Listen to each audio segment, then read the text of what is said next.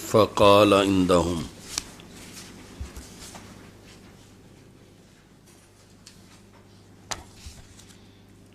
من زار قوما فقال عندهم، جس نے جو کسی قوم کو ملنے گیا، اب قوم سے مراد ہے چند لوگ، جو کچھ لوگوں کو ملنے گیا، فقال عندهم، اور اس نے ان کے پاس قیلولہ کیا۔ قال، یہ قیلولہ سے ہے، یعنی قال یقول نہیں ہے، قال یقیل ہے۔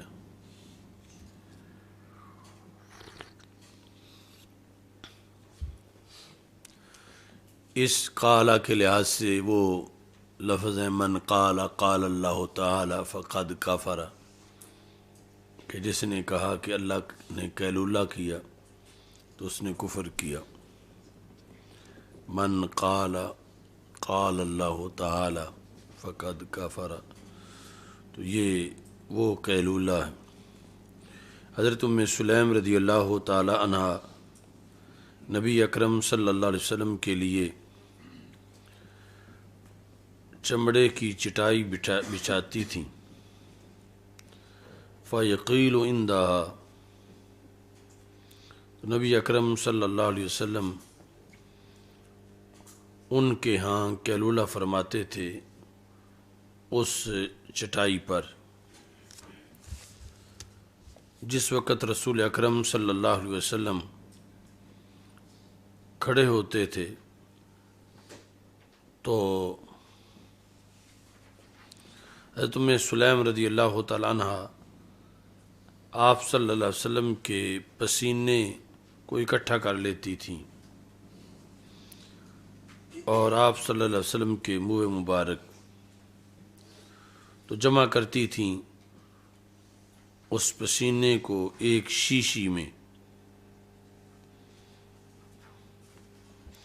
پھر وہ پسینہ خوشبو میں ڈال دیتی تھیں۔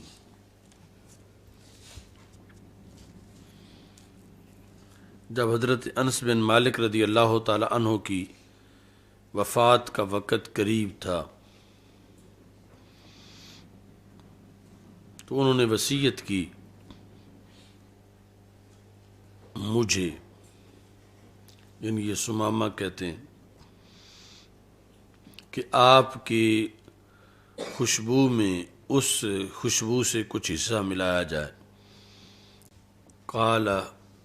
سمامہ کہتے ہیں فجوئل فی حنوتہ، تو وہ پسینے والی خوشبو جو رسول اکرم صلی اللہ علیہ وسلم کے پسینے والی تھی اس کو اس حنوت کے اندر شامل کیا گیا، جو خوشبو حضرت انس بن مالک رضی اللہ تعالی عنہ کے جسم کو لگائی گئی۔ تو حضرت ام سلیم جو حضرت انس بن مالک رضی اللہ تعالی عنہ کی والدہ تھیں۔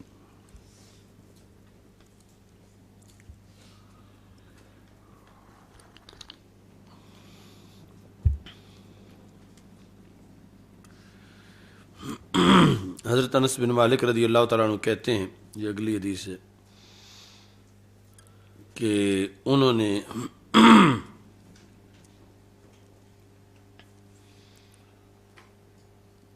حضرت اسحاق نے ان کو یہ کہتے سنا کہ رسول اکرم صلی اللہ علیہ وسلم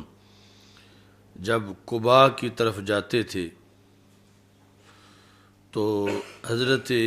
ام حرام بنت ملحان کے پاس تشریف لے جاتے تھے۔ حضرت ام حرام بنت ملحان یہ رضائی خالہ تھیں رسول اکرم صلی اللہ علیہ وسلم کی، اور اس لحاظ سے محرم تھیں۔ فتطعمہ، تو وہ آپ کو کھانا کھلاتی تھیں، اور وہ زوجہ تھیں حضرت عبادہ بن صامت رضی اللہ تعالیٰ عنہ کی۔ تو ایک دن رسول اکرم صلی اللہ علیہ وسلم تشریف لے گئے تو فَأَطْعَمَتْهُ، تو انہوں نے رسول اکرم صلی اللہ علیہ وسلم کو کھانا کھلایا۔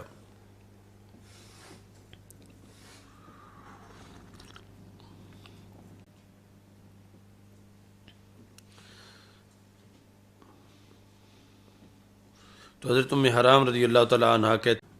بحری سفر میں شریک تھیں حضرت امیر معاویہ رضی اللہ تعالیٰ عنہ کے زمانے میں۔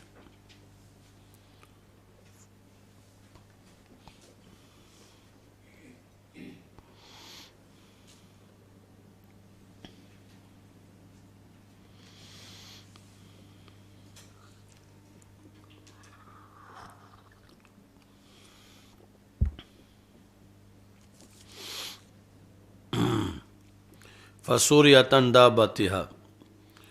تو اس وقت یہ اپنے چارپائے جو سواری تھی ان کی چوپایا اس سے نیچے گر گئیں جب نکلیں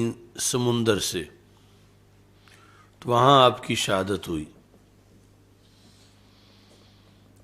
تو وہ مشہور ہے قبر امرات صالحات، آگے ان کے حالات میں ہے کہ وہاں لوگ جب بارش نہیں برستی تو جا کر دعا کرتے ہیں تو بارش برس جاتی ہے۔ تو اس میں رسول اکرم صلی اللہ علیہ وسلم کی دعا کے لحاظ سے، اور یہ کہ آپ کی دعا عام دعاؤں جیسی نہیں ہے۔ ویسے تو ہوتا ہے کہ اگر پہلی چیز میں حصہ نہیں ملے گا تو دعا کر دیتے ہیں دوسری میں مل جائے گا چانس کے طور پر، لیکن سرکار کو اتنا یقین تھا کہ یہ پہلی میں ضرور جائیں گی اور اسی جنگ میں یہ شہید ہو جائیں گی، تو دوسری کے وقت یہ زندہ ہی نہیں ہوں گی۔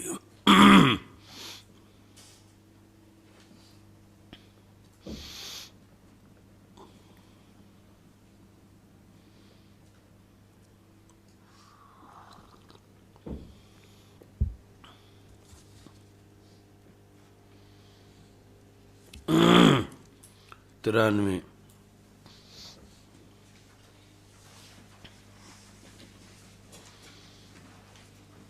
لا تترک النار فی البیت عند النوم، درمیان میں ہے 931 صفحہ 7 والا یہ، لا تترک النار فی البیت عند النوم، یعنی یہ جو رسول اکرم صلی اللہ علیہ وسلم کی طرف سے امت مسلمہ کو مختلف ہدایات دی گئی ہیں، لا تترکوا النار فی بیوتکم، رسول پاک صلی اللہ علیہ وسلم نے ارشاد فرمایا کہ تم اپنے گھروں میں آگ کو جلتے نہ چھوڑو جب تم سوتے ہو۔ حضرت ابو موسیٰ اشعری رضی اللہ تعالیٰ عنہ کہتے ہیں احترق بیت بالمدینۃ علی اہلہ من اللیل، مدینہ جل گیا اپنے باسیوں سمیت رات کے وقت، تمہارے لیے دشمن ہے جس وقت تم سو جاؤ، فاطفئوها عنکم، اس کو اپنے پاس سے بجھا دو۔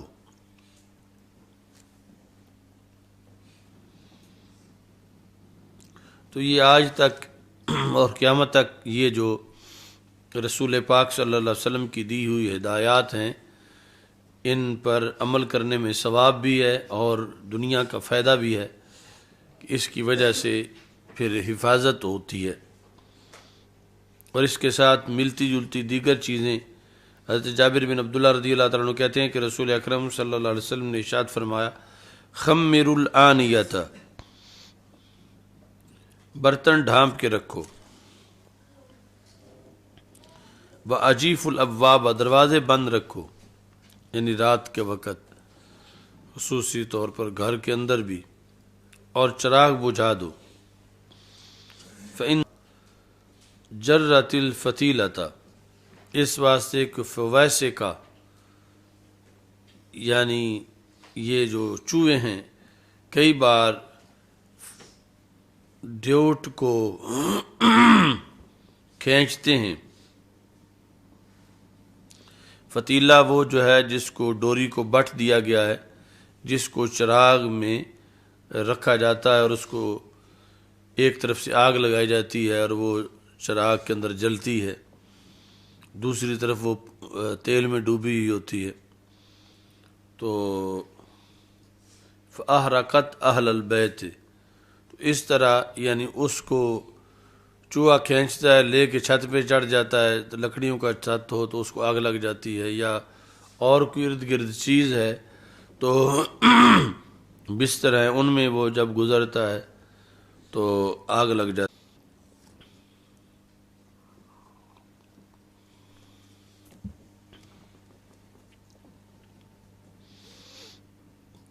حضرت ابو ہریرہ رضی اللہ تعالیٰ عنہ سے مروی ہے عن الاعرج کہ رسول اکرم صلی اللہ علیہ وسلم نے ارشاد فرمایا اختتن ابراہیم بعد 80 سنۃ، کہ حضرت ابراہیم علیہ السلام نے ختنہ کیا 80 سال بعد، واختتن بالقدوم، قدوم کے مقام پر،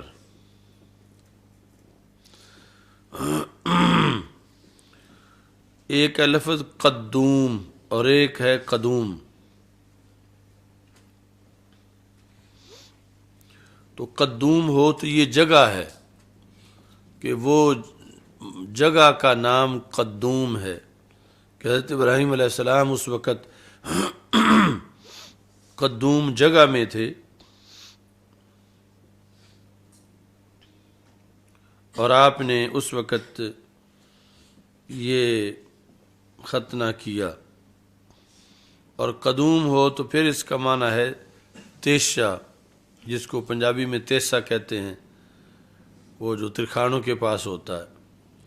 یعنی وہ ختنے کا آلہ وہ تھا، اس کے ساتھ جو ہے وہ ختنہ کیا، یہ اگر قدوم ہو، اور قدوم تو وَهُوَ مَوْضِعٌ، نیچے خود بتا دیا کہ وہ ایک جگہ کا نام ہے۔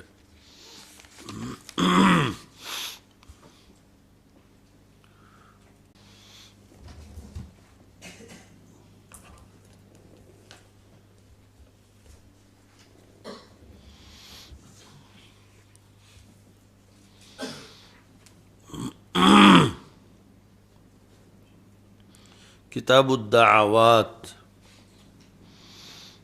عن ابی ہریرہ رضی اللہ تعالیٰ عنہ ان رسول اللہ صلی اللہ علیہ وسلم قال لکل نبی دعوت، ہر نبی کی ایک خصوصی دعا ہے جس کے ساتھ انہوں نے دعا کی، اور میں یہ ارادہ کرتا ہوں کہ میں اپنی خصوصی دعا کو چھپا کے رکھوں، یعنی مؤخر کروں اپنی امت کے لیے آخرت میں، کہ وہ دعا میں صرف آخرت میں مانگوں جس کے نتیجے میں میری امت جنت میں چلی جائے۔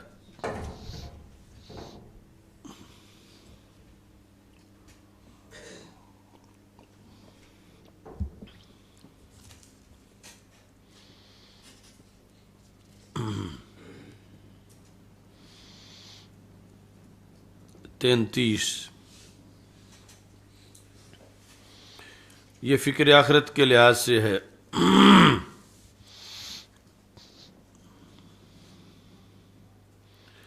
حضرت عبداللہ بن مسعود رضی اللہ تعالیٰ عنہ نے 2 حدیثیں بیان کی باب التوبہ میں، ایک نبی اکرم صلی اللہ علیہ وسلم کی طرف سے اور دوسری اپنی طرف سے۔ یہ اپنی طرف سے ہے کہ ان المؤمن یرا ذنوبہ کأنہ قاعد تحت جبل یخاف ان یقع علیہ، یہ یعنی گناہ کے بعد کی حالتیں 2 طرح کی ہوتی ہیں، مومن کی اور مومن کے مقابلے میں فاجر کی۔ یہاں مومن کے مقابلے میں کافر نہیں ذکر کیا بلکہ فاجر ذکر کیا، چونکہ کافر جو ہے وہ تو کفر کی وجہ سے ہی سب کچھ جہنم میں ہے۔ یہ بات مومن کی ہو رہی ہے، اور مومن پھر دو طرح کا ہے، ایک ہے کامل مومن اور دوسرا ہے فاجر مومن۔ تو جو کامل مومن ہے اس سے اگر گناہ ہو جائے، یرا ذنوبہ کأنہ قاعد تحت جبل یخاف ان یقع علیہ، تو اس کی صورتحال یہ ہوتی ہے کہ وہ اتنا بے چین ہوتا ہے جتنا کہ وہ بندہ بے چین ہو جو بیٹھا اور اس کے اوپر پہاڑ گرنے والا ہو، اور وہ دیکھ رہا ہو کہ پہاڑ اس پہ گر رہا ہے اور وہ نیچے بیٹھا ہوا ہے، تو ایسے میں اس کو نہ نیند آتی ہے، نہ وہ گانے سنتا ہے، نہ گپیں لگاتا ہے، کیونکہ اس کو پتہ ہے کہ چند لمحوں کے بعد جو ہے وہ پہاڑ اوپر گرے گا تو اس کا سب کچھ ضائع ہو جائے گا، یعنی سب کچھ ہڈیاں ٹوٹ جائیں گی، مر جائے گا۔ یہ صورتحال ہوتی ہے گناہ کے بعد مومن کی۔ اور فاجر جو ہے وہ گناہ کو مکی سمجھتا ہے، یعنی کتنا ڈیفرنس ہے کہ مومن صالح جو ہے وہ گناہ کو پہاڑ سمجھتا ہے کہ جو اس کے اوپر گر رہا ہے چند لمحوں کے بعد وہ گر جائے گا اور اس کی ہڈیاں بھی نہیں بچیں گی، یہ مومن سمجھتا ہے۔ مومن ہے وہ اتنا تڑپتا ہے کہ گناہ کو پہاڑ نہیں سمجھتا، یہاں تک کہ دیوار بھی نہیں سمجھتا، کیونکہ پہاڑ گرنے میں اور دیوار گرنے میں بہت فرق ہے، تو وہ دیوار بھی نہیں سمجھتا۔ دیوار تو کیا، وہ ایک پتھر ایک اینٹ بھی نہیں سمجھتا، وہ ایک روڑی بھی نہیں سمجھتا کہ مجھے ایک روڑی لگنے والی ہے، وہ گناہ کو ایک مکھی سمجھتا ہے۔ اور مکھی بھی دو طرح کی ہوتی ہے، ایک ہوتی ہے مکھی ضدی مکھی کہ وہ اس پہ بیٹھے یہ اڑائے وہ دوبارہ بیٹھے، تو ضدی مکھی بھی اس کو کچھ نہ کچھ جھنجھوڑ سکتی ہے، تو یہ ایسی مکھی ہے جو ایک بار بیٹھے یہ اڑائے اور پھر نہ آئے۔ تو یہ حالت ہے فاجر کی کہ گناہ اس کو اتنا ہی یاد ہے کہ جیسے کوئی مکھی بیٹھی تھی اور اس نے اڑا دی تھی، تو کتنے ہزار مکھیاں اس پہ زمانے میں بیٹھیں اس نے اڑائیں، اس کو ریکارڈ میں نہیں ہے، تو ایسے ہی گناہ بھی اس کے ریکارڈ میں نہیں ہے کہ کتنے اس نے کیے ہوئے ہیں۔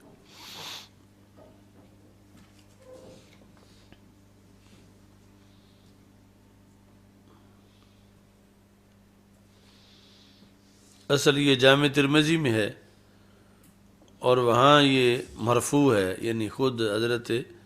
عبداللہ بن مسعود کی طرف سے نہیں بلکہ فرمان رسول صلی اللہ علیہ وسلم ہے۔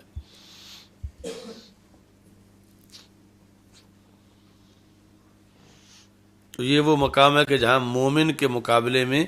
فاجر ہے۔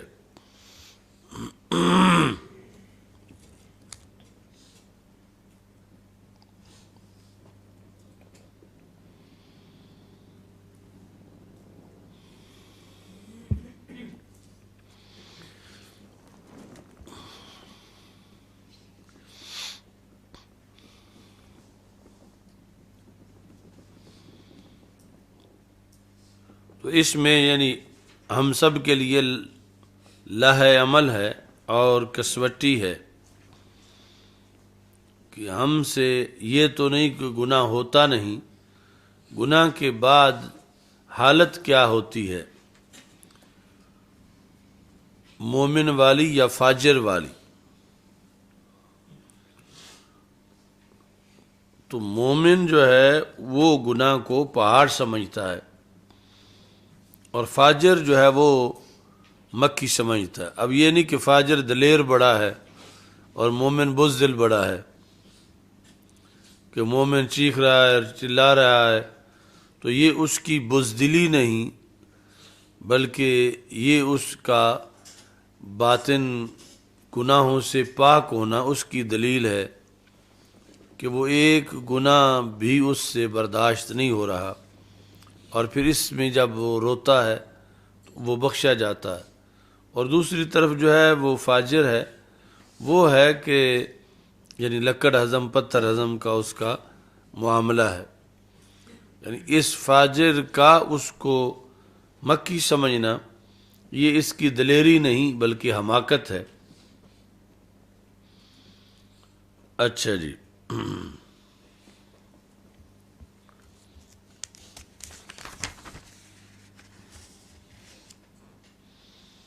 35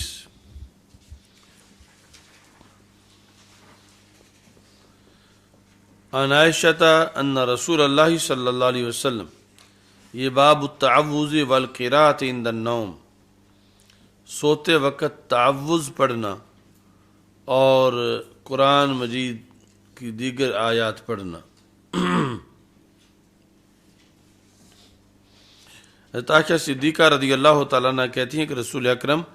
صلی اللہ علیہ وسلم ارشاد فرماتے ہیں، رسول اکرم صلی اللہ علیہ وسلم جب سونے لگتے تھے نفث فی یدہ، تو اپنے ہاتھ میں یا فی یدہ اپنے ہاتھوں میں پھونک مارتے تھے، یعنی معوذات پڑھ کر، وَمَسَحَ بِهِمَا جَسَدَهُ، اور پھر وہ ہاتھ اپنے بدن پہ مل لیتے تھے۔ تو یہ بھی اہم عمل ہے اور یعنی سنت سے ثابت، اور روزانہ جسم کی حفاظت کے لیے کہ وہ جادو سے یا اس طرح کی چیزوں سے محفوظ رہے، کہ روزانہ سوتے وقت یہ سنت کے مطابق عمل کیا جائے۔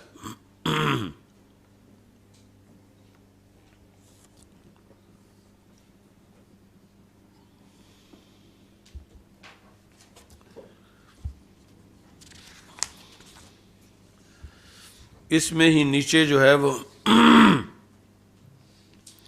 رسول اکرم صلی اللہ علیہ وسلم کی طرف سے سونے کی ہدایات ہیں۔ ان ابی ہریرہ قال النبی صلی اللہ علیہ وسلم اذا اوى احدکم الى فراشہ، جب تم میں سے کوئی ایک اپنے بستر کی طرف آئے سونے میں،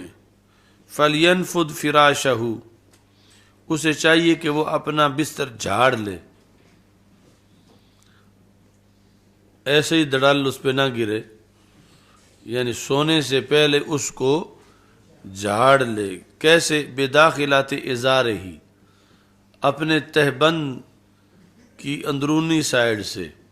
اب یہ تم نے تہبند باندھا ہو تو پھر اس کا طریقہ بھی آتا ہو،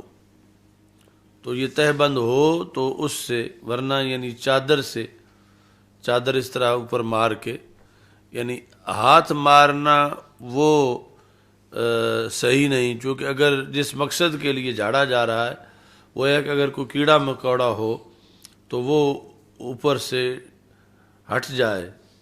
تو ہاتھ مار کے اگر صاف کرے گا تو وہ کاٹ لے گا آگے سے۔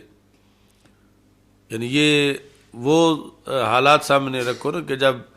گھروں میں چراغ نہیں ہوتے تھے، جس زمانے کی بات ہو رہی ہے، تو اب باہر سے اندھیرے میں کوئی آیا ہے تو اس نے بستر پہ سونا ہے، تو ہو سکتا ہے پہلے کوئی سانپ یا کوئی کیڑا آرام فرما ہو اور آپ اس کے آرام میں خلل ڈالیں اور وہ غصے میں ہو جائے۔ تو اب یہ ہے کہ اس کو اس طرح کر کے، یعنی چادر کا ہونا تو ان حالات میں ہر کسی کے پاس نہیں تھی، لیکن تہبند تو ہر کسی کے پاس تھا۔ تہبند جو ہے اس نے جو باندھا ہوا ہے تو وہ اگلا جو پلہ ہے داخل اندر والی سائڈ اس کی، تو وہ اس طرح کر کے مارا جا سکتا ہے بستر کے اوپر، یہ داخل ازار ہے۔ تو اب یہ ہے کہ جس وقت بلب جل رہا ہے اور وہ نظر آ رہی ہے چارپائی، تو پھر اتنا لازم حکم نہیں ہے، لیکن پھر بھی سنت سمجھ کے عمل کرنے میں پھر بھی فائدہ ہے، اور وہ ہے کہ یعنی اس کو بھی جھاڑ لے، ہو سکتا ہے کوئی چیز نظر نہ آئے لیکن ویسے چھپی ہوئی ہو، اور پھر رضائی یا کمبل جو اس نے اوپر لینا ہے اس کو بھی جھاڑ لے۔ اچھا جی، فَإِنَّهُ لَا يَدْرِي مَا خَالَفَهُ عَلَيْهِ، چونکہ یہ بندہ نہیں جانتا کہ اس نے پیچھے کس کو اپنے بستر پہ چھوڑا تھا، یعنی اس کا پیچھے خلیفہ کون بنا، ما خالفہ، اس کا پیچھے خلیفہ کون بنا، یعنی جب یہ اٹھ کے چلا گیا کام کاج کے لیے اور رات کو پلٹ کے آیا ہے تو پیچھے بستر پہ کون لیٹا رہا ہے، یعنی کون موجود رہا ہے، کون سے کیڑے مکوڑے یا سانپ یا چوہا یا کوئی، تو یہ نہیں جانتا۔ اچھا جی، اس کے بعد یعنی جب یہ یقین کر لے کہ بستر پر کوئی ایسی چیز کاٹنے والی نہیں ہے تو پھر یہ دعا پڑھے، بسمک ربی وضعت جنبی، اے میرے رب تیرے نام سے میں اپنا پہلو بستر پہ لگا رہا ہوں اور تیرے نام سے ہی اٹھاؤں گا، یعنی فجر کو جب اٹھوں گا۔ اور جب بندہ سوتا ہے تو چونکہ روح جو ہے وہ اللہ کے پاس چلی جاتی ہے، ان امسکت نفسی فرحمہا، اگر رب تو نے میری روح اپنے پاس گئی ہوئی وہیں روک لی، یعنی میں فوت ہو گیا، تو فرحمہا، پھر اس پہ رحم کرنا،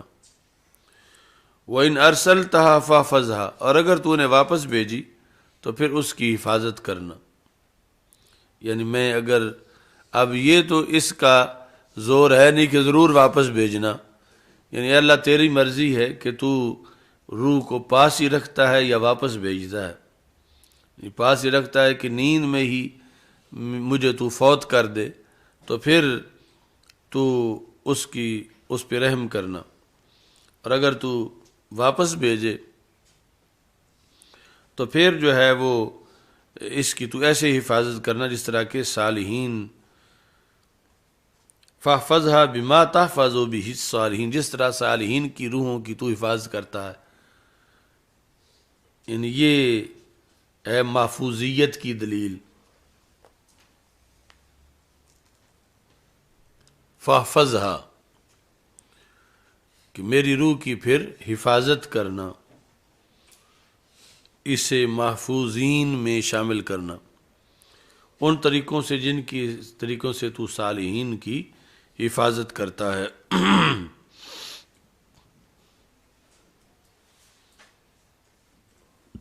اس لیے یعنی وہ جو نیند کا ایریا ہے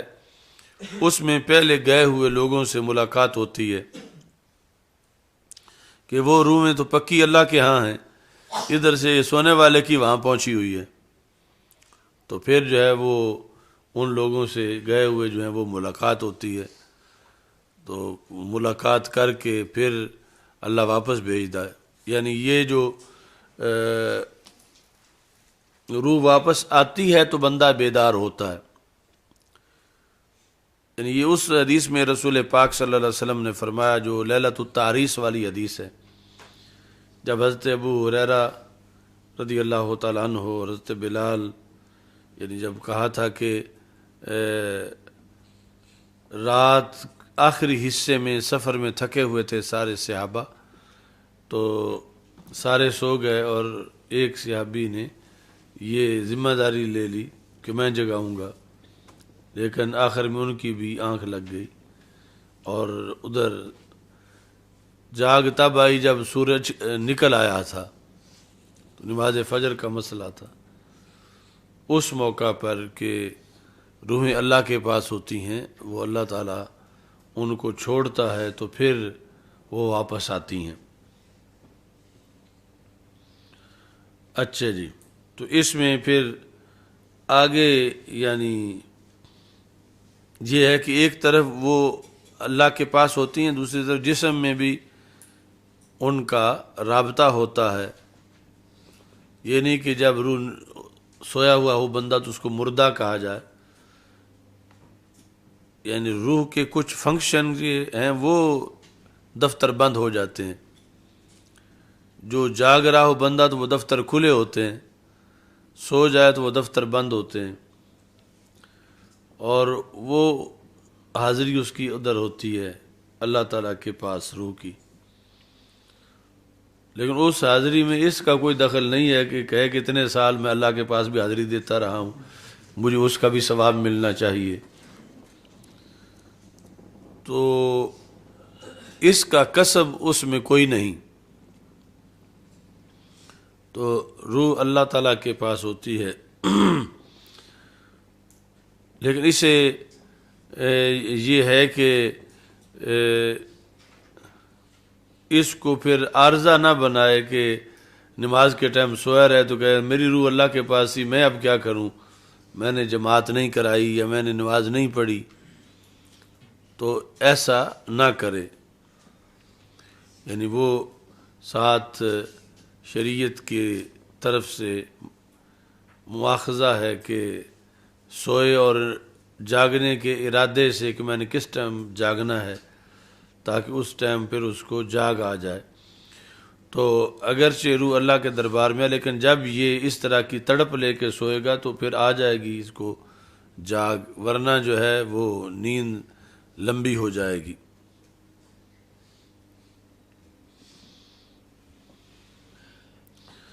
اور اگر کوئی ملنگ ہو تو کہہ سکتا ہے کہ تم اچھے ہو، تم نے یہاں پڑھی ہے، میں تو اللہ کے پاس تھا۔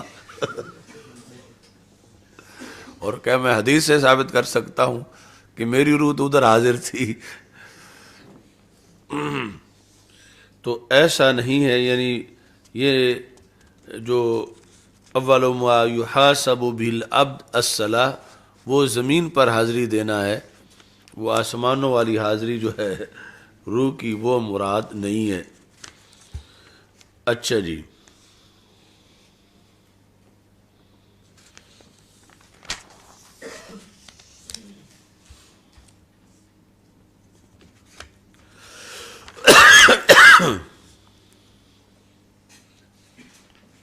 نو سو اکتالیس، یہ بھی عجیب دلیل ہے۔ باب قول النبی صلی اللہ علیہ وسلم من آذیتہ فاجعلہ لہ زکاۃ ورحمہ۔ عن ابی ہریرہ انہ سمع النبی صلی اللہ علیہ وسلم یقول اللہم ایما مؤمن، یعنی ایو مومن سببتہ فاجعل ذلک لہ قربۃ الیک یوم القیامہ۔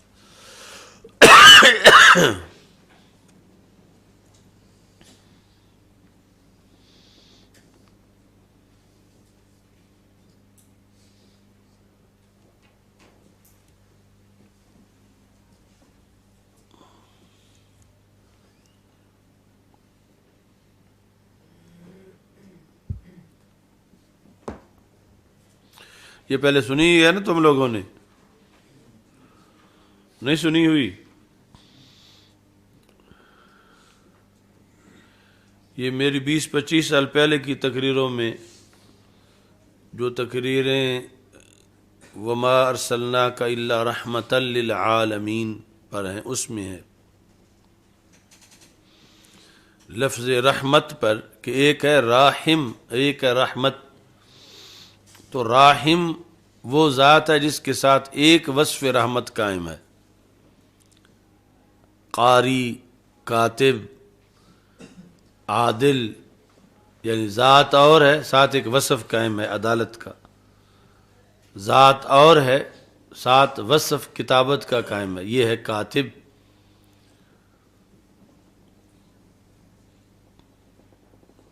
لیکن اللہ تعالیٰ نے رسول پاک صلی اللہ علیہ وسلم کو یہ نہیں فرمایا وما ارسلناک الا رحمۃ للعالمین،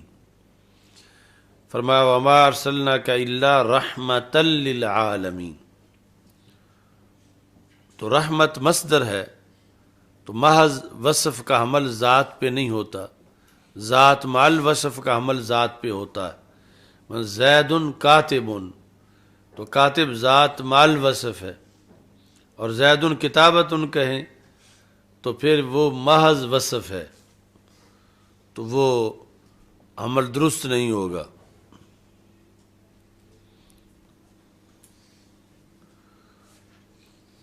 لیکن جو دوسرا قانون ہے کہ پھر حمل مبالغتاً جو ہوتا ہے تو اس میں محض وصف کا ہی حمل ذات پہ کر دیا جاتا ہے، جس طرح کہ زید عدل، کہ یہ بتایا جاتا ہے کہ اس میں محض ایک وصف عدل نہیں، یہ تو سرتپا عدل ہے۔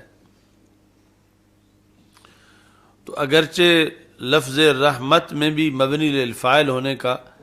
راحم ہونے کا احتمال موجود ہے، لیکن جو لفظ بولا گیا ہے بغیر تعویل کے وہ ہے رحمت، وما ارسلناک الا رحمتا للعالمین،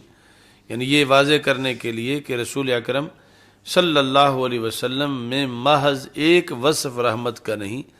بلکہ آپ سرتپا رحمت ہیں، یعنی ہر لحاظ سے رحمت ہیں۔ یہ وجہ ہے مصطفیٰ جان رحمت پہ لاکھوں سلام کہنے کی، مصطفیٰ جان رحمت پہ لاکھوں سلام، تیرا قد مبارک گل بنے رحمت کی ڈالی ہے، جسے بو کے تیرے رب نے بنا رحمت کی ڈالی ہے۔ تو اس رحمت میں کہ ہر لحاظ سے رحمت ہیں، پھر بہت سے شعبہ جات ہیں کہ آپ بولیں تو پھر بھی رحمت ہیں، خاموش ہوں تو پھر بھی رحمت ہیں، آپ حضر میں ہوں پھر بھی رحمت ہیں، سفر میں ہوں پھر بھی رحمت ہیں، آپ جاگ رہے ہوں پھر بھی رحمت ہیں، سو رہے ہوں پھر بھی رحمت ہیں۔ تو اس طرح ہزاروں شعبہ جات ہیں، ان میں یہ ہے کہ آپ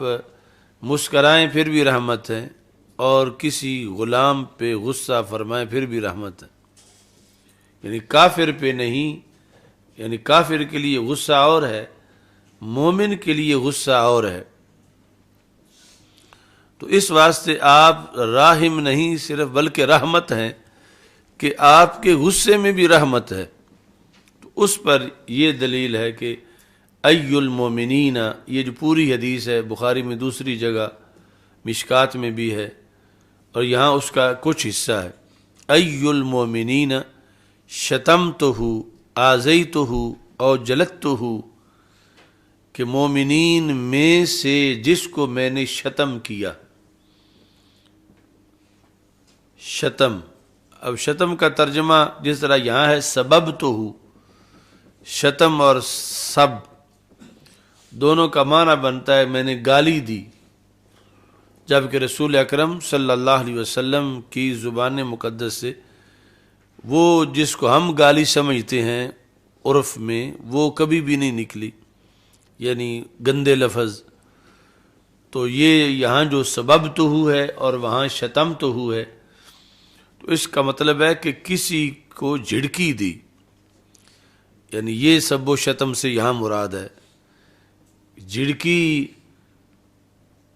جس میں مطلب یہ ہے کہ اس کو آر دلایا گیا ہے ان لفظوں میں، اگرچہ وہ لفظ گندے نہیں ہیں، آر دلایا گیا۔ مثلا الو کا پٹھا کہنا کسی کو، یا استاد یا والد کسی اپنے والد بیٹے کو، استاد شاگرد کو، پیر مرید کو سمجھانے کے لیے، توبیخ کے لیے جو لفظ بولتا ہے، لیکن وہ گندے لفظ نہیں ہیں، تو وہ مراد ہے۔ اب جن کو رسول پاک صلی اللہ علیہ وسلم نے خوش ہو کے صدیق کہا، امیر الامت کہا، فاروق کہا، ان پر تو رحمت ہو گئی، اور یہ ایسے حبیب ہیں کہ جس کو رغم انف کہا اس پہ بھی رحمت ہو گئی، کہ رغم انف ابی ذر وَإِن رَاغِمَ أَنْفُ أَبِي ذَرٍ، اگرچہ ابو ذر کی ناک پہ مٹی لگ جائے وہ بندہ جنت میں چلا جائے گا۔ من قال لا الہ الا اللہ داخل الجنہ، اس پر حضرت ابو ذر غفاری رضی اللہ تعالیٰ عنہ بار بار پوچھ رہے تھے، تو آپ نے فرمایا وَإِن رَاغِمَ أَنْفُ أَبِي ذَرٍ، یہ سب سے مراد ہے کہ اگرچہ ابو ذر کی ناک پہ مٹی لگ جائے پھر بھی جس نے کلمہ پڑھا وہ جنت میں چلا جائے گا۔ تو اب یہ ہے آپ کا رحمت ہونا کہ جن کے لیے لقب ہیں ان پر تو رحمت ہے ہی، جنہیں جھڑکی دی ان پہ بھی رحمت ہو گئی۔ کیسے کہ سرکار دو عالم صلی اللہ علیہ وسلم نے اللہ سے یہ دعا مانگی کہ جس کو بھی میں نے جھڑکی دی ہے اے اللہ وہ جھڑکی نہ رہے، فَاجْعَلْهَا لَهُ صَلَاةً وَزَكَاةً وَقُرْبَةً، اسی جھڑکی کو اس بندے کی نماز بنا دے، اسی جھڑکی کو اس بندے کی زکوٰۃ بنا دے، اور اسی جھڑکی کو اس بندے کی قربت بنا دے۔ باقی یہ حدیث جو کنز العمال میں ہے تو پھر صرف 3 عبادتیں نہیں بلکہ وہاں پر 7-8 لکھی ہوئی ہیں کہ جھڑکی ایک ہے، اس جھڑکی کو صدقہ بھی بنا دے، اس کو یہ بھی بنا دے، اس طرح کر کے تفصیلاً سے لکھا ہوا ہے۔ تو یہ ہے کہ یہاں جو الفاظ ہیں فَجْعَلْ ذَلِكَ لَهُ قُرْبَةً إِلَيْكَ يَوْمَ الْقِيَامَةِ، یعنی وہ جھڑکی باعث بنے کہ اس بندے کو تو اپنا قرب عطا کر دے قیامت کے دن۔ تو اللہ کا قرب ملنا، یہ قیامت کے دن قرب ملنا یہ بہت بڑا فائدہ ہے اور بہت آرام کی چیز ہے، سکون ہے کہ اللہ کے قرب میں قیامت کے دن کس قدر جلوے ہوں گے اور کتنا سرور ہوگا، اور وہ سرور ملا کس کے بدلے میں ہے؟ سرکار کی جھڑکی کے بدلے میں۔ تو یہ ہے کہ آپ رحمت ہی رحمت ہیں، کسی کو جھڑکی دی ہے، اور وہاں لفظ ہیں کہ شتمتہ آذیتہ اور جلدتہ، کہ میں نے اس کو اذیت دی ہے یا میں نے اس کو کوڑا مارا ہے یا میں نے اس کو جھڑکی دی ہے۔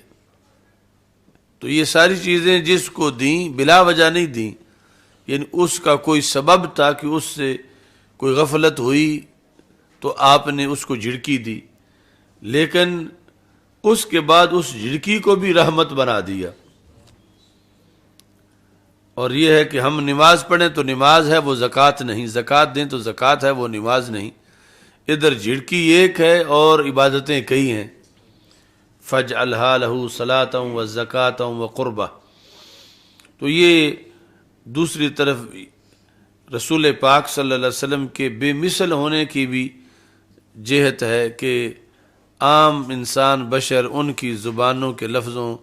یا ہاتھوں کے اعمال کی صورتحال اور ہوتی ہے، اور رسول اکرم صلی اللہ علیہ وسلم اتنے بلند و بالا ہیں کہ آپ کی زبان سے نکلی ہوئی جھڑکیاں بھی صلاۃ بن جاتی ہیں اس بندے کے لیے جسے جھڑکی دی گئی ہے۔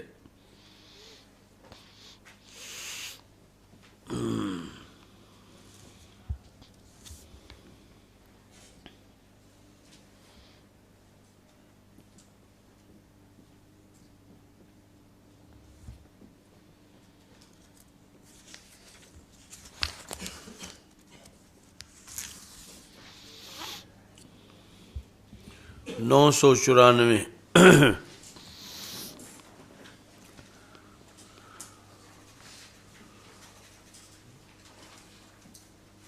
باب الدعاء عند الاستخارۃ۔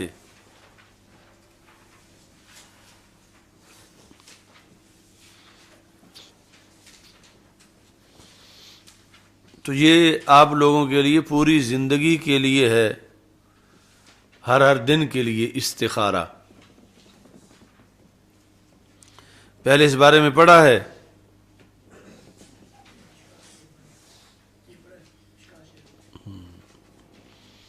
دورہ حدیث میں تو نہیں پڑھا؟ یاد کی ہے؟ تو چند لائنیں ہیں، یہ ہر وقت تمہیں زبانی یاد ہونی چاہیے۔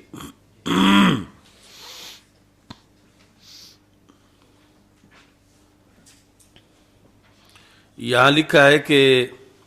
کان النبی صلی اللہ علیہ وسلم یعلمنا الاستخارۃ فی الامور کلھا کالسورۃ من القرآن، کہ رسول اکرم صلی اللہ علیہ وسلم ہمیں استخارہ پڑھاتے تھے، یعنی سرکار صلی اللہ علیہ وسلم نے اپنے صحابہ کو استخارہ کی تعلیم دی ہوئی تھی۔ کیسے؟ جس طرح کہ قرآن کی سورت کی تعلیم دی جاتی ہے۔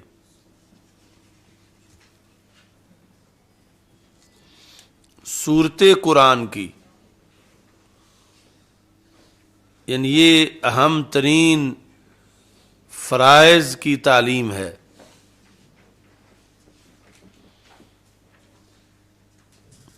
تو جب صحابہ کو استخارہ کی اتنی ضرورت تھی، حالانکہ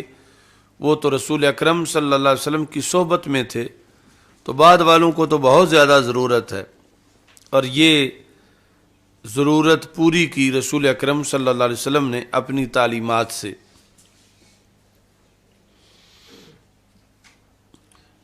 یعنی روزانہ کتنے مسائل ہیں جس کے اندر تمہارے ذہن میں ہوتا ہے کہ اب پتہ نہیں ایسے کروں تو اچھا ہے یا ایسے کروں تو اچھا ہے۔ کوئی سال میں یا مہینے میں کوئی ایک کام ایسا نہیں ہوتا، روزانہ ایسے کئی کام ہوتے ہیں کہ تم ہے کہ کوئی ہماری رہنمائی کرے، میں ایسے کروں تو پھر کامیاب رہوں گا یا اس طرح فائدہ ہوگا۔ تو ایسی حالت کی رہنمائی کے لیے استخارہ دیا گیا ہے۔ ضرور نہیں کہ 10 کروڑ کا سودا کرنا ہو تو پھر اس کے لیے استخارہ ہے، یا کوئی شادی رشتے کے لحاظ سے ہی استخارہ ہے۔ تو روزانہ کے کئی کام ہیں جن میں شریعت چاہتی ہے، سرکار دو عالم صلی اللہ علیہ وسلم چاہتے ہیں امت کی بھلائی کے لیے کہ میرا امتی استخارہ کر لے۔ دن میں کئی کام ایسے ہیں، تو اس سے پتہ چلتا ہے کہ یعنی جو اصل استخارہ ہے اس کے لیے سونا شرط نہیں، چونکہ سونے تک اس میں فرصت ہی نہیں کئی کاموں میں۔ یعنی کوئی کام آج آپ کا ہے اور یہ کل پتہ ہی نہیں تھا کہ یہ اگلے دن ایسا موقع بن جانا ہے کہ میں کروں یا نہ کروں، تو اسی دن جو ہے وہ سامنے آیا ہے کام، اور آدھا گھنٹہ ہے اس میں دونوں میں سے ایک پہلو اختیار کرنے کا، یا 5 منٹ ہیں یا 15 منٹ ہیں یا 2 گھنٹے ہیں۔ تو اب اس کا یہ مطلب نہیں کہ اب جو ہے وہ آپ سو جائیں کہ تاکہ استخارہ ہو جائے یعنی وہ ہے کہ وقت میں گنجائش ہے، اور رات کے وقت استخارہ کیا ہے تو پھر اس کے بعد سو گئے ہیں۔ لیکن کچھ چیزیں ایسی ہیں کہ جس میں نہ رات کا انتظار ہے نہ سونے کا، اس میں سونے کی گنجائش ہے، بلکہ فوری وہ کام یا کرنا ہے یا نہیں کرنا۔ تو اس لیے رسول پاک صلی اللہ علیہ وسلم نے یہ طریقہ عطا کیا ہے کہ جاگتے جاگتے غیر جانبدار ہو کر، خالی الذہن ہو کر، تو یہ دعا پڑھ لی جائے۔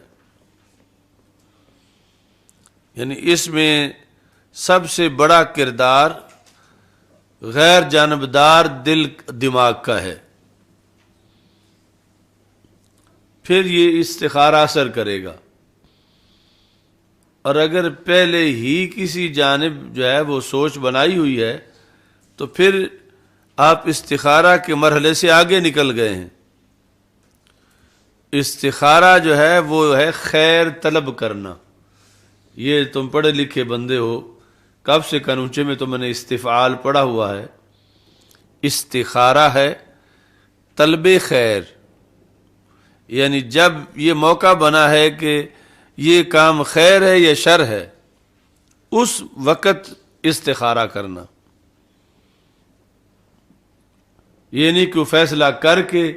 پھر آگے استخارہ بھی کر لیتے ہیں۔ کسی ایک جانب کا انتخاب ذہن نے کیا ہوا ہے تو اب استخارہ کا موقع نہیں رہا، یعنی اصل استخارہ جس کا حکم ہے، اگرچہ پھر بھی دعا کا فائدہ ہوگا، لیکن اصل استخارہ اس چوک میں چاہیے جہاں سے کئی رستے نکلتے ہیں اور آپ نے ایک رستہ وہاں سے اختیار کرنا ہے۔ یہ نہیں کہ کر لینے کے بعد آگے جا کے پھر استخارہ کر رہے کہ کدھر جا رہے ہیں۔ یعنی چوک سے مراد فکری چوک ہے، اس میں آپ نے استخارہ کرنا تھا مثلا ایک چیز خریدنے کے لحاظ سے، اب یہ ہے کہ خریدنے چل پڑے ہیں تو آپ نے تو اس چوک سے ایک رستہ اختیار کر لیا، یہ موقع تھا کہ آپ چوک میں کھڑے ہو گئے تھے کہ میں نے اس طرف جانا ہے جو میرے لیے خیر ہے، تو میں اللہ تعالیٰ پر چھوڑتا ہوں، میں یہ دعا مانگتا ہوں۔ اب یہ دعا جب وہاں چوک میں مانگ لی کوئی رستہ اپنانے سے پہلے، تو پھر تم نے پورا معاملہ اللہ پہ چھوڑا۔ اب اللہ پہ جب اس دعا کے ذریعے سے چھوڑا تو اب رب جدھر چلائے گا وہ اچھا ہی ہوگا، یعنی اس میں نہ تو خواب آنے کا کوئی دخل ہے، نہ خواب میں رنگ نظر آنے کا کوئی دخل ہے، چونکہ خواب رنگ یہ ساری چیزیں ہو سکتی ہیں لیکن موقع تو ہو خواب آنے کا، اور وہ کام ہی کرنا ہے 10 منٹ بعد۔ تو اس واسطے شریعت نے اسے ضروری نہیں اس میں قرار دیا، وہ بعض بزرگوں کے تجربات ہیں۔ حدیث میں استخارہ صرف یہی ہے کہ شرط استخارے کی پوری ہو، اور شرطیں کئی ہیں۔ سب سے پہلی شرط تو یہ ہے کہ وہ کام اس کیٹیگری کا ہو کہ اس میں استخارہ کیا جا سکتا ہے۔ اگر اس کام کا استخارہ کرنا شرعاً جائز ہی نہیں تو پھر ظاہر ہے کہ استخارہ ہو ہی نہیں سکتا۔ شرعاً جائز ہی نہ ہو مطلب یہ ہے کہ آج کوئی یہ کہے کہ میں ذرا استخارہ کر لوں، نماز پڑھوں یا نہ پڑھوں، تو اب یہ وہ کیا خیر طلب کرنا چاہتا ہے؟ کیا اس کا یہ عقیدہ ہے کہ نماز شر ہے؟ نماز میں شر بھی ہو سکتا ہے۔ تو جو قطعی خیر قرآن قرار دے چکا ہے تو وہاں تو استخارہ کی گنجائش ہی نہیں۔ ہاں اس طرح ہو سکتا ہے مثلا حج کرنا ہے کسی نے کہ میں اس سال کروں یا اگلے سال کروں، تو وہ استخارہ کر رہا ہے، اب وہاں تو گنجائش ہے وقت کے لحاظ سے، لیکن نفس حج کے لحاظ سے تو وہاں بھی نہیں کہ میرے لیے حج راس رہے گا یا نہیں رہے گا۔ اور ایسے ہی جو چیزیں قطعی حرام ہیں وہاں بھی استخارہ نہیں، کیونکہ وہاں خیر ہے ہی نہیں، یہ طلب خیر کیا کرنا چاہتا ہے؟ معاذ اللہ کوئی کہے کہ شراب پینا چاہتا ہوں، میں پہلے استخارہ کر لوں کہ اچھی رہے گی یا نہیں، تو شراب کو جب اللہ بذریعہ وحی شر قرار دے چکا ہے تو اب کیا پوچھنا ہے اللہ تعالیٰ سے؟ اب تو اگر آئے گا تو ہو سکتا ہے کہ کفر تک پہنچ جائے کہ اس کا ایمان ہی نہیں قرآن پر، یہ ابھی تک شراب میں خیر کے پہلو ڈھونڈ رہا ہے۔ تو اس واسطے استخارہ جس چیز کے بارے میں کرنا ہے اولاً وہ کہ اس زمرے میں آتی بھی ہے یا نہیں، تو اس کے لیے پھر دن میں متعدد چیزیں ہیں، میں اس رستے سے گزروں یا نہ گزروں، میں یہ چیز کھاؤں یا نہ کھاؤں، یعنی جس کا اباحت ہے تو میں فلاں سے بولوں یا نہ بولوں، کسی خاص معاملہ میں فلاں چیز خریدوں یا نہ خریدوں، فلاں سواری پہ بیٹھوں یا نہ بیٹھوں۔ تو آگے پھر وہ ہے کہ ابھی فکری چوک میں ہو تو یہ استخارہ کر لے کہ جہاں سے رستہ چننا ہے چن کے پھر نہ کرے، کیونکہ پھر وہ چن چکا ہے تو اب اللہ تعالیٰ سے کیا کہہ رہا ہے کہ اگر یہ میرے لیے بہتر ہے جو ان میں سے جس رستے کو چھوڑ کے خود آ گیا ہے، پھر اس کے لیے کہتا ہے اگر وہ بہتر ہے تو وہ مجھے دے دیتا، یہ تو عملاً اس کو چھوڑ چکا ہے۔ سمجھ آئیے نا سائیں؟ تو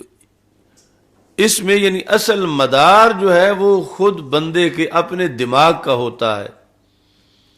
اب دوسرے بندے کو آپ کہیں کہ یہ مجھے ذرا استخارہ کر دو، تو اسے کیا پتا تمہارے دل میں کیا چھپا بیٹھا ہے؟ یعنی اگر تم اپنے دل میں کسی رشتے کو ترجیح دے چکے ہو تو اب وہ استخارے کے لیے تو نیوٹرل دماغ چاہیے تھا، اور وہ تمہارا ہے نہیں، اور نیوٹرل کر سکتے ہو مشکل سے، بڑی مشکل سے، تو تم خود ہی کر سکتے ہو، دوسرا تو نہیں کر سکتا۔ تو اس واسطے اصل استخارہ جو ہے وہ یہ بندہ خود، اور وہ بھی بڑی محنت کے ساتھ، محنت اس میں کہ دل جو ہے اس کو غیر جانبدار کرے، کیونکہ آگے بات اللہ سے کرنی ہے اور وہ دلوں کے بھید جانتا ہے، اور اس نے دل پہلے ہی کسی طرف جو ہے وہ لٹکایا ہوا ہو اور ادھر اللہ تعالیٰ سے پھر جھوٹ بول رہا ہے کہ تو اس طرح کر، تو استخارہ میں بڑی پاور ہے، بڑی طاقت ہے، لیکن جب صحیح کیا جائے، شرائط کے مطابق کیا جائے۔ اب دیکھو کان نبی صلی اللہ علیہ وسلم یعلمنا الاستخارۃ، یعنی سرکار اپنی امت کو وہ پاور دے کے گئے ہیں جو کسی نے نہیں دی، یعنی غیر مسلموں کے پاس یہ پاور نہیں جو ہمارے پاس ہے، کہ ہر امر میں، امور کلہا، جو بھی اس زمرے میں آتے ہیں، یعنی جن کے بارے میں ان کا خیر ہونا شریعت سے ہمیں معلوم نہیں ہو سکا،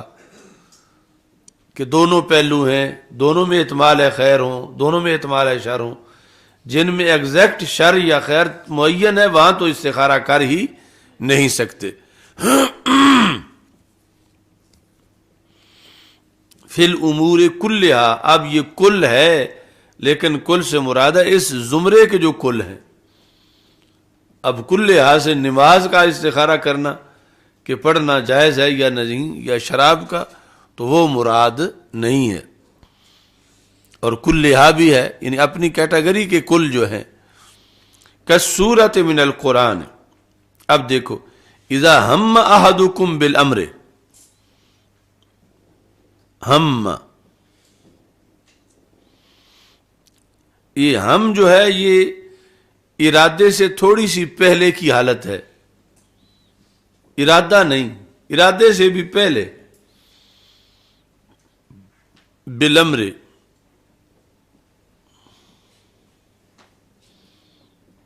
یہ یعنی جب کوئی بندہ کام کرتا ہے تو اس سے پہلے جو اس کی حالتیں ہیں ذہنی، وہ یہ ہیں: حاجز، خاطر، حدیث نفس، ہم، عزم،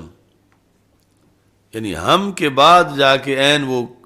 کام کرنے کا موقع آ گیا، جس کو عزم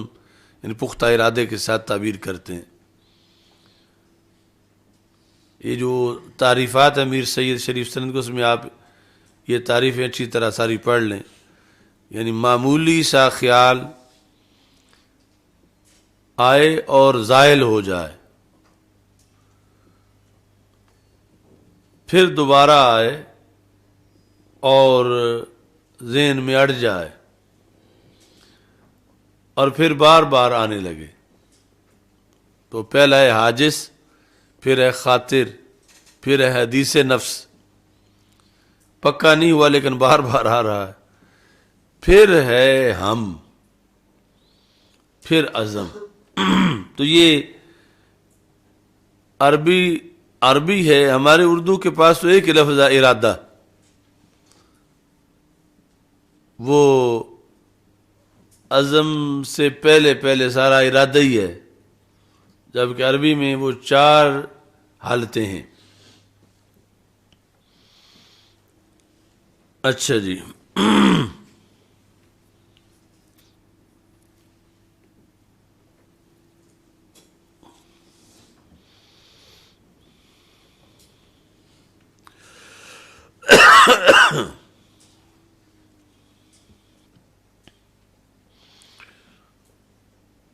تو استخارے پر بھی پورا جمعہ پڑھانا چاہیے، اور جو اصل استخارہ ہے اس کا لغوی معنی، اور یہ اتنی بڑی سہولت ہے امت کے لیے کہ فائدے والے کام کرے، جو اللہ کے ہاں فائدے والے ہیں، تو اللہ پہ چھوڑے تو پھر اس کے ذہن میں وہ اللہ ڈالے، یہ اللہ پر چھوڑتا ہی نہیں، یہ خود ہی فیصلے کرتا ہے، تو پھر جو ہے یعنی یہ استخارے والا فائدہ جو سرکار امت کے لیے بنا کے گئے ہیں وہ نہیں ملتا۔ سمجھ آ رہی ہے نا سائیں؟ اچھا جی،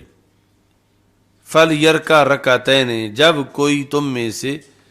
کسی کام کے بارے میں ابتدائی ارادہ کرے، لیکن ترجیح جو ہے کسی چیز کو نہ ہو، کسی کام کو، ہم کا مطلب ہے کرنے یا نہ کرنے کا ارادہ کرے، تو 2 رکعتیں پڑھے، رکعتیں پڑھ کے آگے یہ دعا مانگے: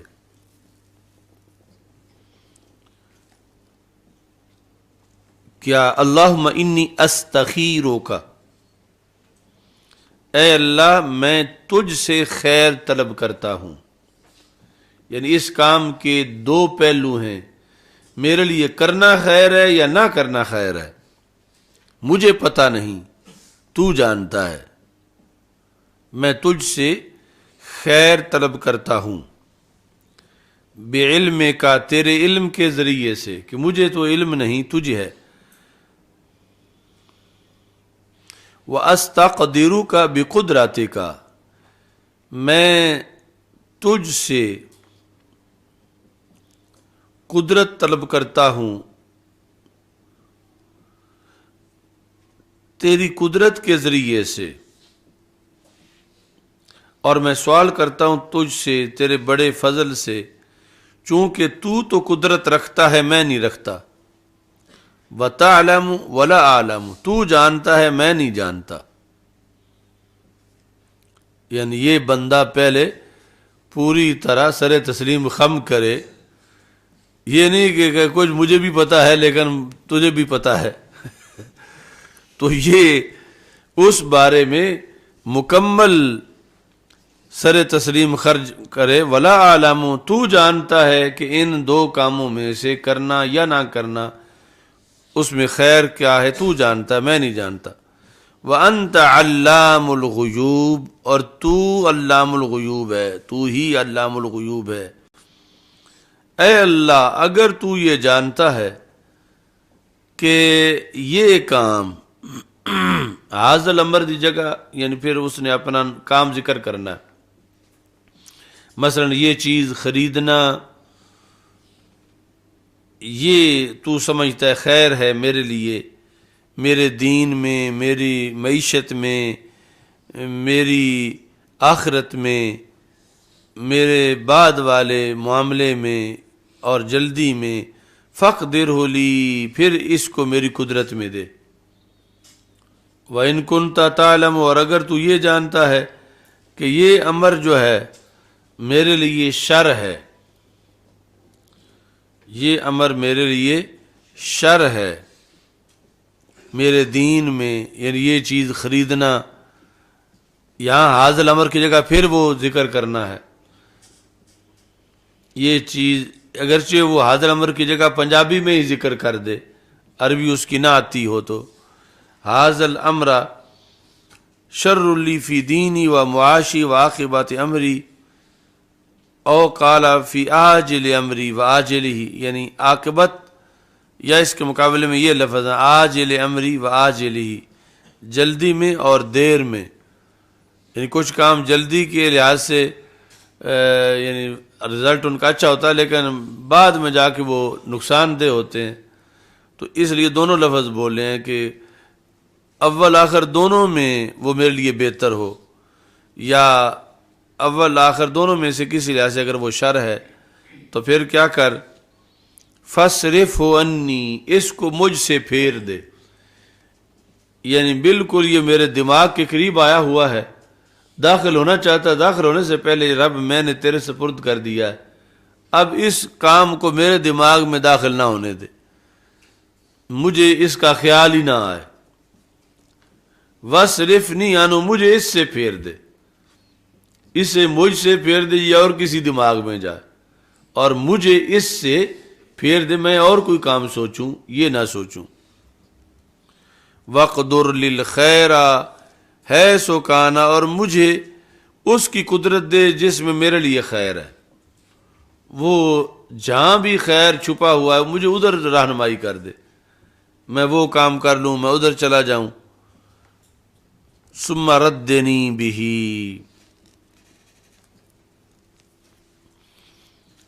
وہ جو دوسرا کام ہے نا مجھے اس پر تو راضی کر دے، یعنی جس کا مجھے ابھی پتہ بھی نہیں ہے، مجھے میری ادھر رہنمائی کر اور مجھے پھر اس پہ راضی کر دے کہ میں خوش ہو کے وہ کام کر لوں. وَيُسَمِّ حَاجَتَهُ، تو یہاں جو ہے وہ حاضل الامر کی جگہ اپنی حاجت کا ذکر کرے. تو یہ اتنا بڑا، یعنی ہر انسان کے پاس مرشد ہے، اتنا بڑا رہبر ہے استخارہ، بشرطے کہ اس کے تقاضے پورے کرے اور غیر جانبدار ہو کر یہ کرے۔ چوک میں ابھی کھڑا ہے اور 7 رستے اس سے نکلتے ہیں، یہ 7 سرا ہے چوک، تو وہاں سے کوئی ایک رستہ بھی ڈھونڈنے میں، رستہ اختیار کرنے میں اس کی ذاتی دلچسپی نہیں ہے کہ میں اس میں جاؤں گا، سب اس کے نزدیک برابر ہیں، اور اللہ تعالیٰ سے پوچھ رہا ہے کہ رب ان میں سے میں کدھر جاؤں۔ یہ سٹیج ہے استخارے کی، اور اس کے پھر اثرات مرتب ہوں گے۔ اور اگر چنا ہوا ہے، اگرچہ چلا نہیں رستے میں، تو پھر بھی فائدہ نہیں ہوگا، اور اگر کسی ایک رستے میں چل چکا ہے، اگرچہ چوک کے قریب ہی ہے لیکن ادھر چل چکا ہے، پھر بھی پورا فائدہ نہیں ہوگا، اور اگر کئی کلومیٹر چل چکا ہے پھر تو بالکل نہیں ہوگا۔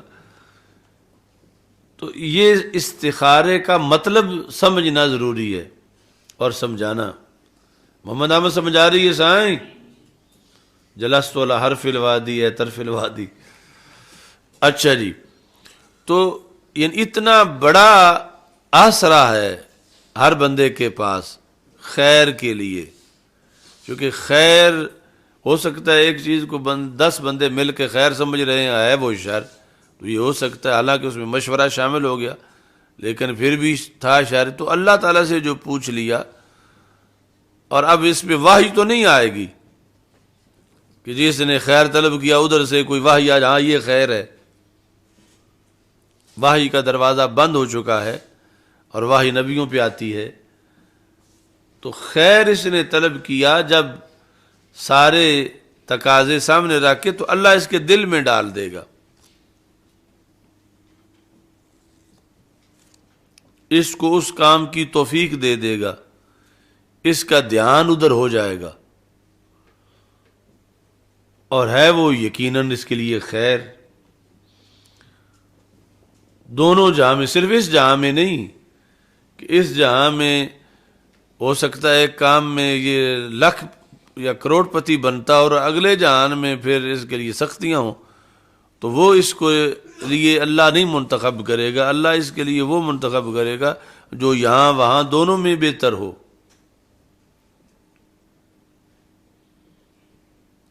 تو ہو سکتا ہے جو منتخب ہوا تو بظاہر ابھی پڑوسی اس کے یا قریب والے کہیں یہ تم نے کیا شروع کر دیا ہے، کیونکہ یہ سارے محدود علم والے ہیں، اور جو ادھر سے معین ہوا اس کا علم ہے لا محدود، اللہ کا علم۔ اس واسطے یعنی استخارے میں یہ نہیں ہو سکتا، یہ ضروری نہیں ہے کہ ہتھیلی پہ سرسوں جمائی جائے کہ فوراً رزلٹ بھی سامنے ہو، کیونکہ ہو سکتا ہے فوراً لوگوں کو بھی سمجھ آ جائے کہ اس نے اچھا کیا ہے، لیکن ہو سکتا ہے کہ کئی سال لگ جائیں، چونکہ عاجل اور آجل دونوں ہیں۔ صرف عاجل ہوتا تو پھر جلدی والا، تو پھر جلدی رزلٹ معلوم ہو جاتا، اس میں درمیان ساتھ دوسرا بھی ہے۔ تو یہ بہت لمبا ایمان بالغیب کا سفر ہے، اور اللہ تعالیٰ پر چھوڑنے کے بعد پھر اس طرح بھی ہو سکتا ہے کہ یعنی استخارہ ہی اثر انداز ہو جاتا ہے۔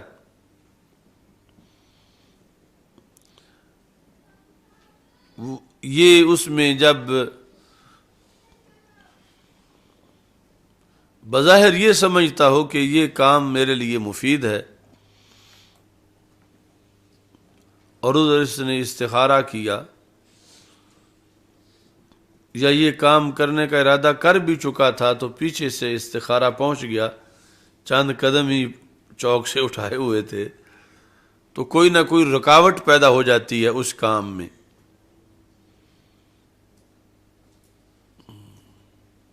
یعنی یہ جو استخارے کے بعد کے مراحل ہیں ان میں ہے، یعنی استخارہ کر کے کسی نے کام جو ہے وہ کوئی شروع کر لیا، استخارہ کر کے، تو اب ضروری نہیں کہ وہ کام اچھا ہی تھا اللہ کی طرف سے، اس کے لیے تو اس نے شروع کیا، ہو سکتا ہے کہ اس کو آگے فیصلہ سمجھنے میں کوئی خطا ہوئی ہو، تو استخارہ پہنچے گا، آگے کوئی رکاوٹ کھڑی ہو جائے گی، وہ کام نہیں ہو سکے گا۔ تو استخارے سے یہ فائدہ ہو گیا کہ اس نے وہ جو کام شروع بھی ہو چکا تھا کہ اس کے سمجھنے میں اسے فیصلہ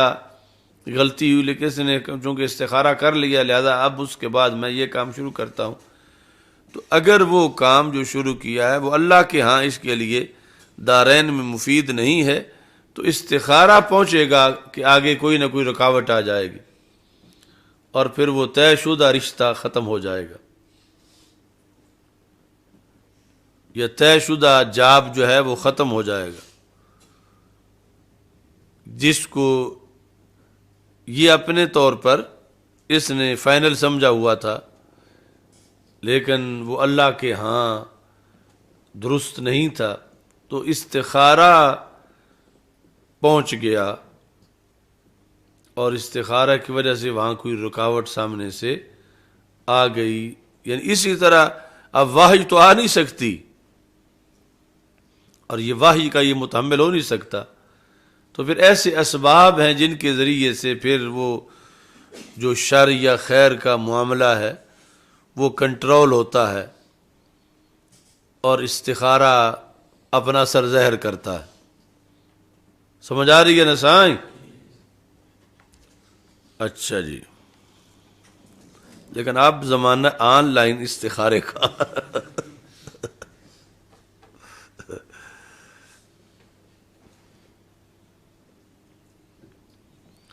فَاصْرِفْ عَنِّي وَاصْرِفْنِي عَنْهُ، تو یہ بڑا حوصلے والا مقام ہے۔ فَاصْرِفْنِي عَنِّي فَاصْرِفْ عَنِّي وَاصْرِفْنِي عَنْهُ، یعنی کسی جگہ آپ کو کسی نے دعوت دی ہوئی ہے، آؤ تو آپ کو جو ہے وہ 5 کروڑ نذرانہ دیا جائے گا، تو اب اس جگہ جانے سے پہلے آپ استخارہ کر رہے ہیں، اور اس کا مطلب کیا بنا کہ اے اللہ یہ 5 کروڑ اگر میرے لیے دنیا جہاں میں بہتر ہے پھر تو مجھے وہاں جانے کی توفیق دے، اور اگر بہتر نہیں تو پھر یہ 5 کروڑ مجھ سے پھیر دے، اور مجھے اس سے پھیر دے۔ تو یہ بڑے حوصلے کی بات ہے۔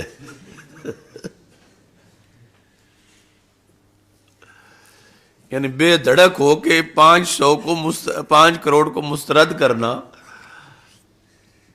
تو یہ استخارہ چاہتا ہے کہ بندہ غیر جانبدار ہو کے پورا معاملہ اللہ پہ چھوڑے، کہ مجھے تو یعنی بظاہر 5 کروڑ میں بڑا بھلا لگ رہا ہے،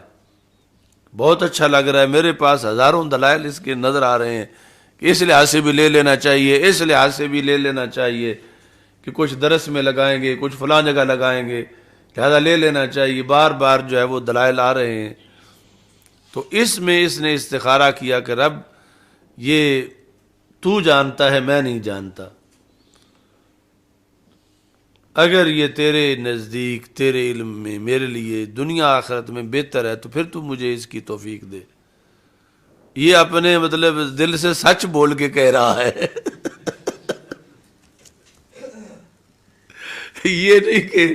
یہ کہتے ہوئے بھی پھر حیرت میں ہے کہ بولوں کہ نہ بولوں، یعنی چونکہ جس کے سامنے بول رہا ہے وہ تو نیچے دل بھی جانتا ہے، جو زبان سے بول رہا ہے اسے پتا ہے کہ اس کے دل میں کیا ہے، کہ اس کا دل ادھر ہی اٹکا ہوا ہے یا یہ مکمل جو ہے وہ قطع تعلق ہو کے بول رہا ہے۔ اس واسطے یعنی استخارہ بڑا توحیدی مقام ہے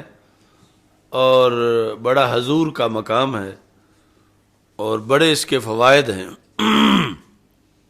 لیکن کرنا بھی بڑا دل گردے کا کام ہے۔ ایسے مقام پر جب کہتا ہے کہ اسے مجھ سے پھیر دے اور مجھے اس سے پھیر دے، یعنی جہاں وہ پوری طرح اس کے لیے اٹریکشن موجود ہے مگر پھر بھی دلیر ہو کے کہہ جاتا ہے پوری طرح غیر جانبدار ہو کے کہ اگر تیرے ہاں اے اللہ یہ مفید نہیں، تو میں بالکل یہ سوچتا بھی نہیں، مجھے اس سے ہٹا دے اور اس سے مجھ سے ہٹا دے، تو پھر یہ بچے گا کہ اللہ اب جانتا ہے، دیکھ رہا ہے کہ اس نے تو پورا معاملہ میرے سپرد کر دیا ہے، اور اگر کچھ خود بھی سمجھدار بنا ہوا ہے ساتھ، اللہ پر بھی چھوڑتا ہے اور کچھ اپنا بھی رکھتا ہے، آئی تھنک، تو پھر جو ہے اس کے پورے اثرات جو ہے وہ مرتب نہیں ہوتے۔ یہ ایک مطلب زندہ نظریہ ہے، زندہ عقیدہ ہے، اور اس امت کا یہ خصوصی تحفہ ہے۔ اب ہندو، سکھ، یہودی، نصرانی، ان کو یہ حاصل نہیں ہے، تو اس بنیاد پر اس سے بھرپور فائدہ حاصل کرنا چاہیے۔ ایک تو یہ دعا زبانی آنی چاہیے، اور جب بھی ایسا مرحلہ ہو تو اگر نفل پڑھنے کا بھی ٹائم نہ مل رہا ہو تو کم از کم یہ دعا ہی پڑھ لے۔ 5 منٹ صرف رہ گئے ہیں کسی ایسے معاملے میں، تو نفل پڑھنے کا بھی ٹائم نہیں، تو دعا تو پھر بھی مانگ سکتا ہے، تو دعا یہ مانگے، لیکن اس کے لیے جو جامع طریقہ ہے کہ پہلے نفل پڑھے، اتنا پہلے دعا، یعنی وہ رات کا انتظار نہ کرے یا اگلے دن کا انتظار نہ کرے، فوراً نفلوں کا اگر ٹائم ہے تو نفل پڑھے، اور اس کے بعد یہ دعا مانگے، اور نفلوں کا ٹائم نہیں ہے تو پھر ویسے ہی یہ دعا مانگے۔ اور یہ جو ہے وہ بندہ فنکشنل توحیدی ہوگا کہ جس کا اللہ سے رابطہ ہے، جو اللہ حی قیوم ہے، اور یہ اس کا بندہ ہے، اور یہ اپنے فیصلے میں اللہ پر معاملہ چھوڑ رہا ہے، تو پھر اللہ تعالیٰ اس کو رسوا نہیں ہونے دیتا۔ اللہ تو اللہ ہے، تو رب ذوالجلال کے سامنے سب کچھ ہے، تو پھر اللہ کا فضل اس کے شامل حال ہو جاتا ہے، اور وہ بندہ پھر نقصان سے بچ جاتا ہے، جہاں بظاہر اسے لگتا ہے کہ یہ فائدہ ہی فائدہ ہے، ہو سکتا ہے اللہ کے ہاں نقصان ہی نقصان ہو، تو پھر اس طرح وہ بندہ محفوظ ہوتا ہے۔ اچھا جی،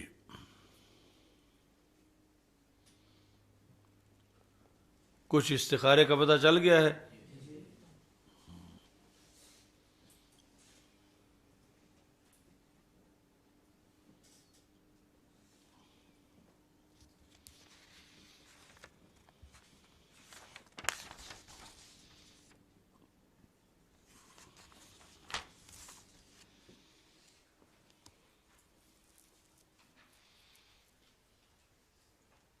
جس میں 2 مقام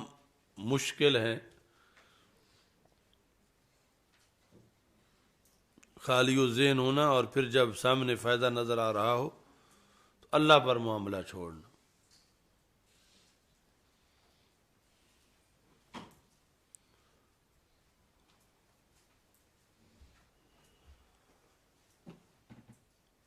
تو بادشاہ مسجد کی خطابت ملنے کا چانس ہو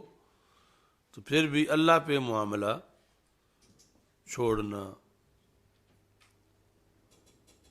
کہ اگر میں نہیں جانتا یہ میرے لیے بہتر ہے یا نہیں، تو جانتا ہے، اگر یہ میرے لیے بہتر ہے تو مجھے توفیق دے، ورنہ فَاصْرِفْنِي عَنِّي وَاصْرِفْهُ فَاصْرِفْنِي عَنْهُ وَاصْرِفْهُ عَنِّي، یہ معاملہ جو ہے وہ پھر بہت دلیری کا معاملہ ہو سکتا ہے، اور پھر اس کے فوائد بھی جو ہیں وہ مرتب ہوتے ہیں۔ چلو الحمدللہ رب العالمین۔